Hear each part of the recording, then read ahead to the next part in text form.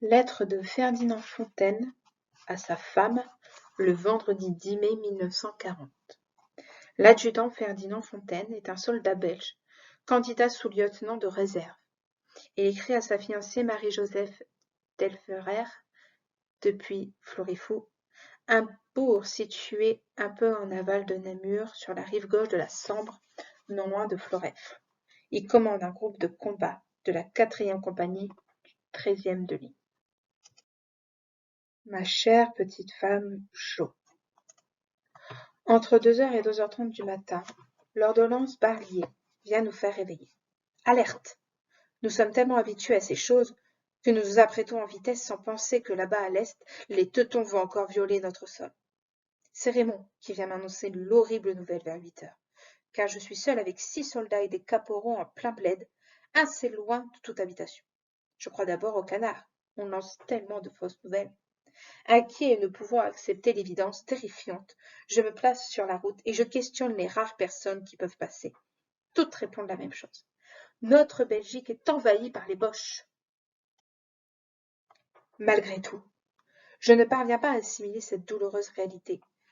Tout autour de moi la justifie. Trafic intense du chemin de fer vers l'arrière, mouvement continuel des autos vers Charleroi, activité de l'aviation et la DCA. La poignée d'hommes que j'ai à commander est consternée. Personne ne parle. Personne ne peut croire au drame. Le silence est complet, rompu parfois par une réflexion de l'un ou l'autre, réflexion qui fait deviner à quoi il pense. Mon cœur bat fort, et je songe aux êtres qui me sont particulièrement chers, surtout à toi, ma petite femme. À toi d'abord et par-dessus tout. Quand Raymond revient un peu plus tard et me dit les scènes déchirantes qu'il a vues au village, les femmes en pleurs, les mères éplorées, ma douleur est immense.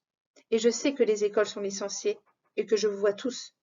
Père qui a déjà vécu de l'autre, mère qui souffre déjà physiquement, Dré dont le mari est aussi en campagne, mes petites sœurs si gentilles et toi. Je vous vois réunis autour du poste de TSF, écoutant avec une anxiété toujours accrue les communiqués initiaux du terrible fléau qui nous atteint. L'épreuve est centuplée, la mobilisation a fait place à cette chose dont j'ai peine à me rendre à l'évidence, la guerre. Et pourtant, nous ne pouvons tomber dans le pessimisme. Non, mon petit, malgré notre douleur intense, nous ne pouvons cesser d'espérer. Espérer contre toute espérance. Rappelons-nous, mon petit, comme la Providence nous a placés sur la route de l'un de l'autre. Tout avait été si merveilleusement arrangé par elle pour que nous nous aimions. Remettons entre les mains du bon Dieu notre avenir et redoublons de confiance. L'amour est plus fort que la mort. Sois-en intimement convaincu. Comment puis-je t'écrire si longuement, malgré la gravité de l'heure? C'est que je suis détachée pour 48 heures au plus de ma compagnie.